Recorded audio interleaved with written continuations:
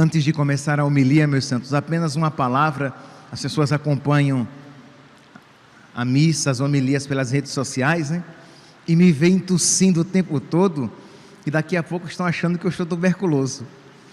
É só, meus santos, porque aqui em Cuiabá, Mato Grosso, a fumaça literalmente tomou conta de tudo.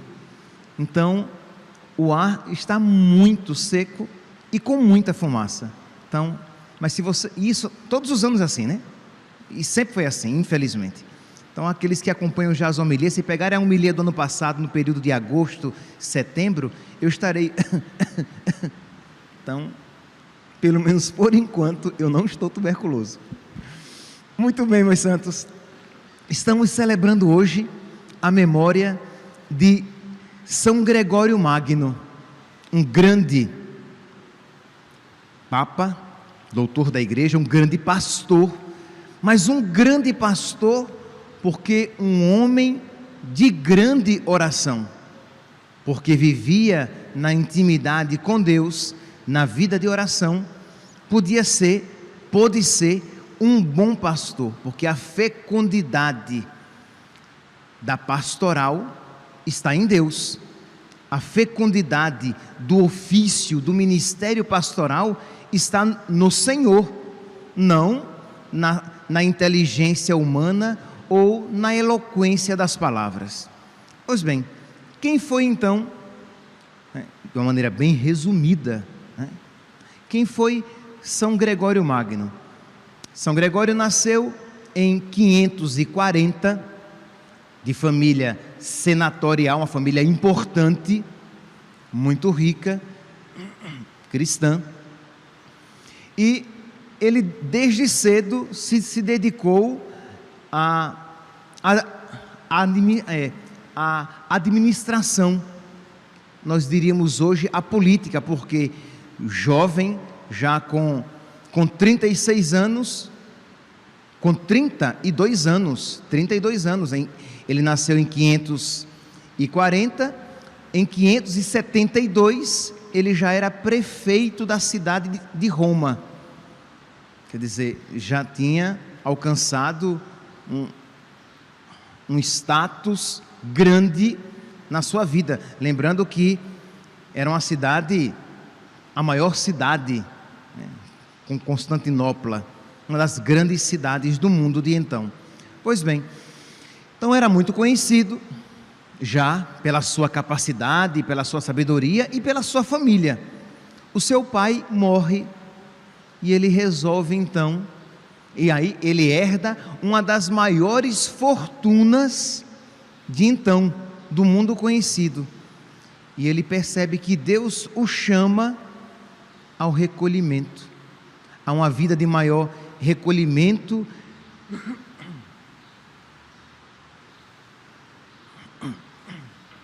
e de mais oração.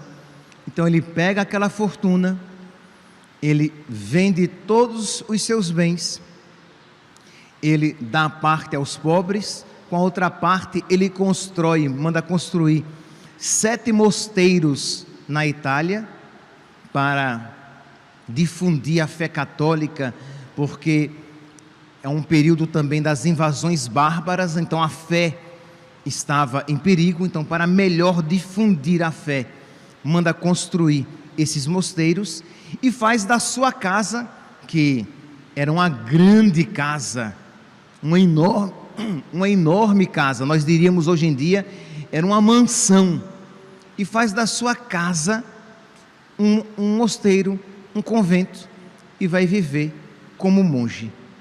E ele diz que ali ele tinha encontrado o seu céu, porque ele tinha condições de se dedicar à vida de oração e ao estudo. Diz o Papa Bento, numa audiência no dia 28 de maio, quando então Papa, no dia 28 de maio de 2008, contudo, esta vida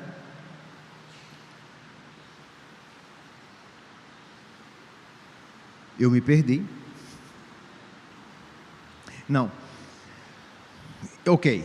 Então, contudo, não demorou o seu retiro, me encontrei. Contudo, o seu retiro claustral, o seu período ali de vida como monge, não durou muito tempo. Por quê? Porque o Papa de então, o Papa Pelágio, o manda em missão, pede que ele vá, e ele, por obediência de fé, como é que ele poderia negar isso? Ele foi em missão para Constantinopla, foi ordenado diácono, porque tinha que ir como apocrisário, nome bonito, né? Seria hoje em dia o núncio apostólico. Então ele foi para Constantinopla para resolver vários problemas em nome do Papa. Foi meio a contragosto, porque percebia que a vida espiritual, mergulhar na vida espiritual era, pelo menos assim ele pensava, era o melhor para ele, mas por obediência e caridade ele foi, mas sabendo que depois ele voltaria para o seu mosteiro. Ele foi, resolveu lá a situação que tinha que resolver, voltou, mas depois o outro Papa, Pelágio II, o chamou novamente agora para Roma, porque grandes calamidades estavam assolando Roma, chuvas torrenciais e contínuas que inundaram e alagaram quase que toda a cidade. Logo depois veio uma peste que matou muitas pessoas, inclusive o Papa. Quando o Papa Pelágio II morreu, o povo e o clero disse o quê? Gregório Papa. E ele não queria. Ele não queria porque ele sabia muito bem. É interessante, meus santos, que nós ouvimos isso de Santo Agostinho, né? Estamos ouvindo agora do Papa Gregório, que não queriam a vida secular, isto é, não queriam este contato tão próximo. Por quê?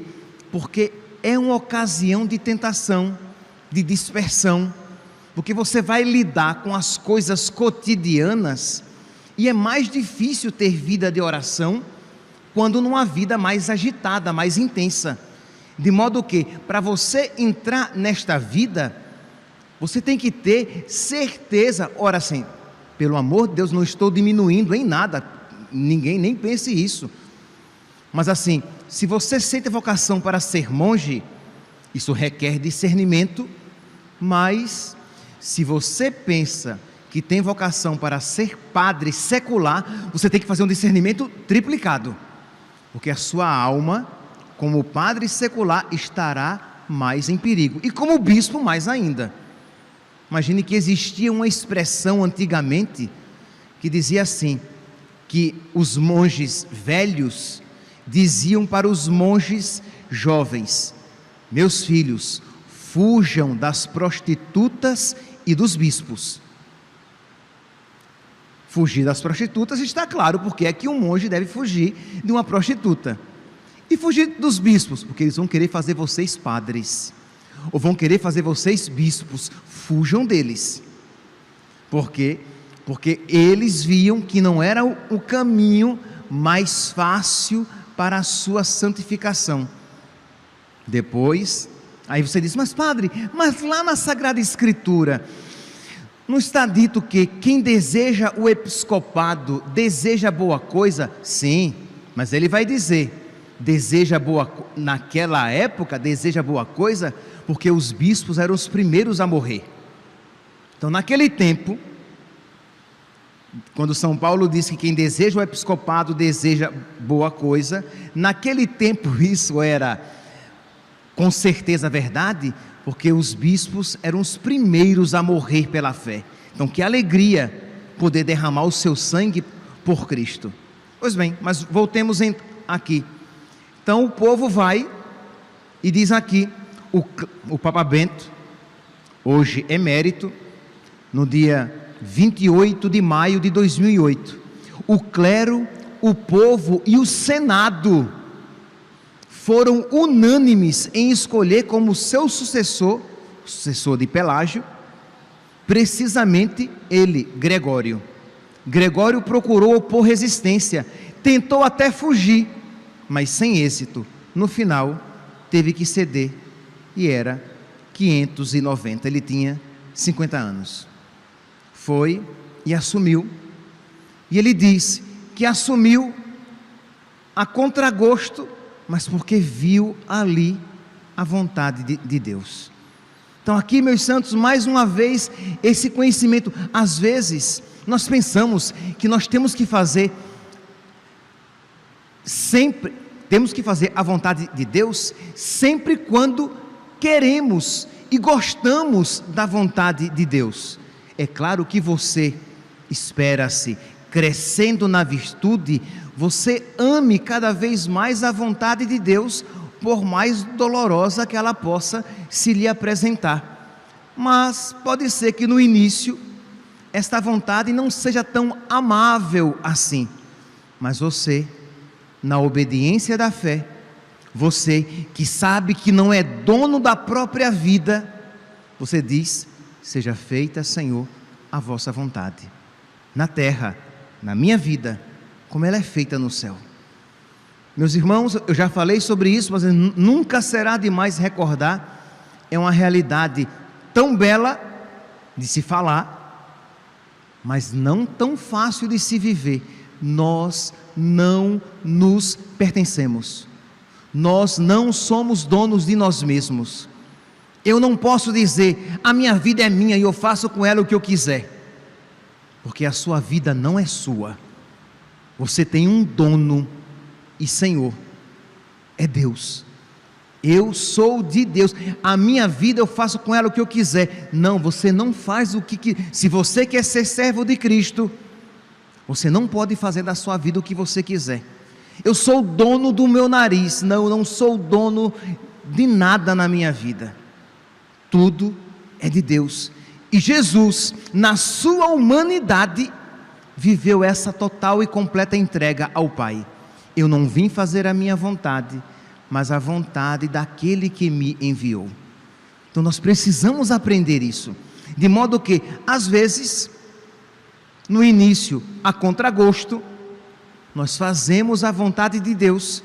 Aí tem aquele que diz assim: eu só vou à missa quando tenho vontade. Não, você faz as coisas certas e que Deus as manda, porque esta é a vontade de Deus. Se ainda não é a sua vontade, procure se converter, peça a Deus a graça de que Ele converta o seu coração. A cruz, meus santos, para que nós cheguemos a amar a cruz, inclusive com os nossos afetos, nós precisaremos evoluir muito espiritualmente. Enquanto isso, abraçamos na fé, porque esta é a condição de todo discípulo de Cristo: tomar a cruz e renunciar a si mesmo e à própria vontade. E assim então fez Gregório Magno.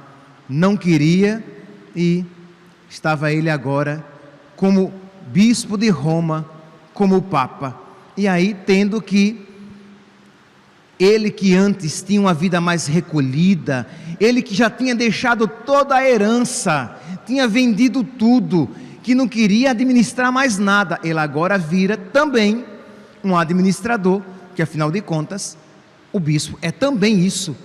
E ele vai dizer, palavras suas: sou obrigado a decidir, ora questões das igrejas, ora questões dos mosteiros, problemas entre eles, questões administrativas. Com frequência ponderar a vida e as ações dos outros, se meter na vida dos outros, resolver problema na vida dos outros. Daí vem aquela expressão: chama o bispo. Porque quando se tinha algum problema, chama o bispo, porque ele vai ter uma palavra isenta, imparcial, esclarecedora, iluminada, sobrenatural. Então, com frequência ponderar a vida e as ações dos outros. Às vezes devo auxiliar em negócios, às vezes me envolver com as questões dos bárbaros. Os bárbaros eram aqueles que estavam invadindo a Europa, e ele tinha que resolver questões políticas.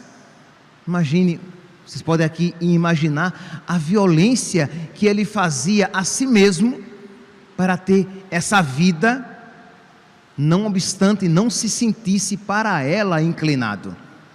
Por vezes, devo me encarregar da administração, e isso me dispersa, isso me deixa partido em 1000 pedaços, porque as preocupações que me puxam para lá, para cá, para colar, e eu me sinto dividido.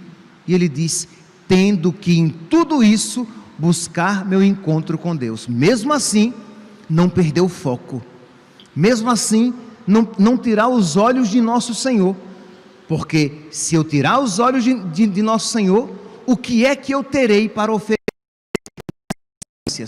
Que conselhos eu poderei dar, se não os ouvir primeiramente de nosso Senhor? Que luz poderei oferecer às situações concretas e difíceis das pessoas, se eu não a busquei primeiramente em Deus? Diz o Papa Bento: se ele não tivesse profunda amizade com o Senhor, o que ele iria pregar? Se ele não reconhecesse, se ele não recolhesse no coração de Deus aquilo que era necessário para obter a sua fecundidade. Continua então São Gregório Magno, palavras suas: estando minha vida dispersa e dilacerada, meu Deus, quando eu voltarei a me recolher como antigamente? Meu Deus, a minha vida está assim. Quando é, Senhor, que eu poderei voltar a ter paz, a poder só rezar e só estar na Tua presença? Por obrigação do cargo, muitas vezes tenho de me encontrar com seculares. Por isso, sempre relaxo com a guarda da língua. Isto é, eu vou me encontrar com o povo, eu tenho que resolver problemas, então eu acabo falando demais. Entenda, não é que ele falava promiscuidades, não é que ele falava coisas horrorosas, não, mas apenas percebia que falava demais, quando a sabedoria está em se calar. Mas ele ali, em meio a tudo aquilo, nem sempre conseguia estar tão atento quanto gostaria. Por isso, sempre relaxo com a guarda da língua, pois se constantemente me mantenho sob rigor da censura, sei que serei evitado pelos fracos e nunca atrairei ninguém. Se eu ficar ali 100% caladinho, 100% vigilante, eu não vou atrair os mais fracos. Eu serei tido como antipático, como chato, estranho, sisudo, e não vou atrair. E o pastor sabe que ele precisa ganhar o maior número de almas. Então é claro que você precisa, né? Agora aplica aqui, estou falando aqui dos pastores, mas isso se aplica também na sua vida. Quer dizer, aquele dilema: nem você entra na conversa de todo mundo, e aí você ri com tudo que todo mundo ri, e você conversa tudo que todo mundo conversa. Quer dizer, nem o exagero de um lado, mas ao mesmo tempo você não pode ser aquela múmia, e que quando fala, só quer conversar as coisas de Deus. Mas às vezes, os seus familiares e os seus amigos, eles não estão ainda, eles não deram esses passos, de modo que você vai se tornar antipático e não vai ganhá-los. Então procurar ter um equilíbrio, ter virtus in medio, né? Ter ali o equilíbrio da virtude, para, sem cair em pecado, saber suportar aquelas conversas meio bobas, meio tolas, mas com isso ganhar o coração deles, para numa primeira oportunidade levar algo de espiritual.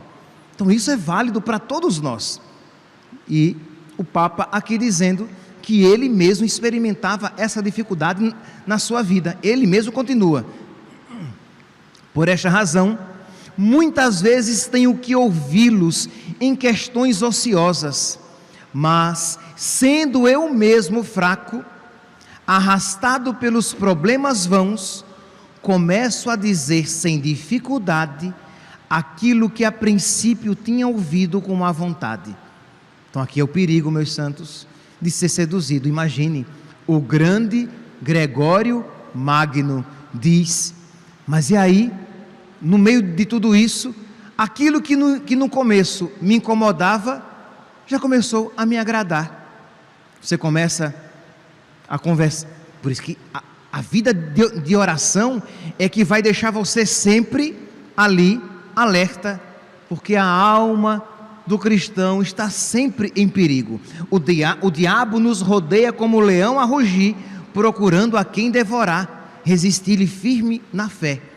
Então, se você não tiver vida de oração, de intimidade, você vai se perder. Aí você daqui a pouco está discutindo os capítulos da novela e vai até assistir para ter conteúdo para conversar. Não é isso. Não é isso. Por isso que você precisa ter muito discernimento, porque é uma questão prática, particular, existe a regra geral, mas eu não tenho como dizer como você vai se comportar nas situações concretas. Isso é o seu mestre interior, é o Espírito Santo que vai dizer: até aqui vais, avante e não mais. Você vai ter que ter esse discernimento que você vai adquirir na sua intimidade com Deus, na sua vida de oração. Continua e termina o Papa São Gregório Magno. Vou repetir para que conclua vocês entendendo. Começo a dizer sem dificuldade aquilo que a princípio tinha ouvido com má vontade, e ali onde me aborrecia cair, agora agrada-me permanecer. Isso é, você começa a sentir gosto pelas frivolidades do mundo. Meus irmãos, neste dia então de São Gregório Magno, nós queremos rezar pelos nossos pastores, pelo nosso Papa, pelo nosso Papa Francisco, pelos nossos bispos, pelos padres, para que tenhamos vida de oração e possamos ser bons administradores da grei de Cristo, do rebanho de Cristo, do povo de Deus, para que nós não nos percamos em meio a tantas coisas. Rezemos para que tenhamos vida de oração, mas também, meus santos, rezar pelo povo de Deus, rezar por todos nós, porque é uma realidade que nos toca a todos. Você no seu trabalho, na sua família, entre os seus amigos. Quantas vezes as pessoas vêm a mim e perguntam: padre, abandono esses amigos?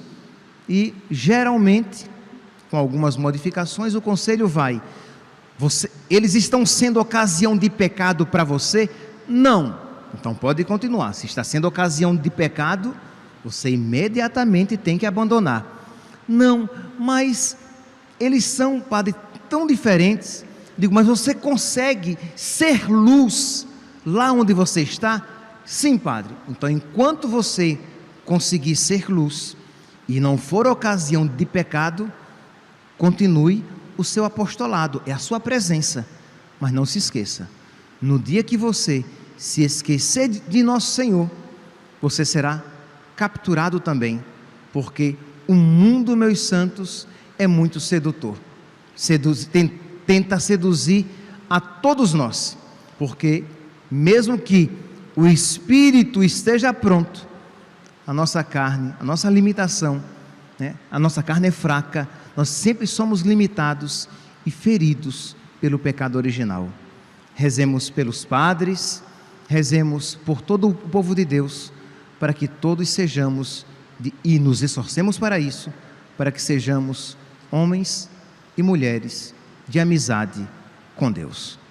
Louvado seja nosso Senhor Jesus Cristo, para sempre seja louvado.